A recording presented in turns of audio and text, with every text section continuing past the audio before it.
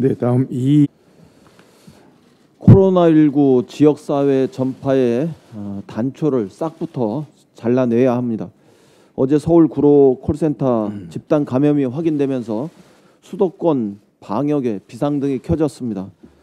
수도권은 이해찬 대표님 말씀대로 우리 국민의 절반이 살고 있고 인구 유동성도 크다는 점에서 새로운 도전이 시작되었습니다. 핵심은 공조체제입니다. 서울시, 인천시, 경기도가 발빠르게 공동 대응에 나선 것은 매우 다행스러운 일입니다. 3개 광역단체가 원팀이라는 생각으로 긴밀하게 협력하고 방역활동에 새로운 모범을 만들어 주시기를 진심으로 바라고 또 믿습니다. 콜센터 등 집단 감염 취약지역에 대한 특별한 대책이 필요합니다. 신천지 이후 세 번째 위험은 집단 감염입니다. 구로 콜센터 집단 감염을 계기로 전국에 있는 집단 감염 취약시설에 대한 신속한 점검이 필요합니다. 전국의 지자체가 비상한 각오로 집단 감염 예방 활동에 나서 주실 것을 요청드립니다. 오늘 오전 8시부터 마스크 알림이 서비스가 시작된 것으로 알려졌습니다. 줄을 서지 않아도 약국과 우체국의 공적 마스크 재고 현황을 한눈에 알 수 있는 새로운 서비스의 제공입니다. 성동구, 양천구 등 마스크 판매 시간을 통일하거나 마스크 줄서기를 줄이기 위해서 대기표를 나눠주는 지자체들도 등장하고 있습니다. 주민센터를 통해서 대리 수령 절차를 간소화하는 지자체들도 등장했습니다. 병원에서 임산부에게 마스크를 일괄 지급하거나 간호사가 대리 수령하도록 하는 일부 지자체의 방식도 주목받고 있습니다.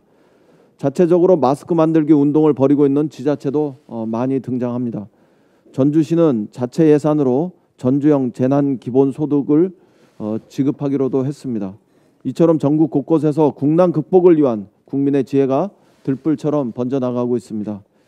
민주당은 이런 움직임에 힘을 보태겠습니다. 국난극복위원회는 우리 국민들의 자발적인 지혜를 정부에 전하고 전국으로 확산하는 마중물 역할을 다하겠습니다. 지자체의 좋은 정책을 전국으로 확대하는 역할도 하겠습니다. 10개 과제별 TF를 통해서 국민이 현장에서 느끼는 문제를 있는 그대로 생생하게 국정에 반영하는 한편 전국의 당원들이 이런 운동에 적극 참여할 수 있는 방안도 곧 마련하겠습니다. 반가운 소식은 또 하나 있습니다. 질병관리본부가 어제 코로나19 치료제 개발용 단백질인 프로브 제작에 성공했다고 합니다. 이로써 우리는 자체 노력으로 코로나19 완전 퇴치를 위한 치료제 개발에도 한 걸음 더 다가서게 되었습니다. 질병관리본부의 그동안의 헌신적 노력을 포함해서 아낌없는 감사의 박수를 보냅니다. 어제부터 각 상임위별로 추경 심사는 시작되었고 오늘 예결위에서 본격적인 종합심사가 시작될 예정입니다.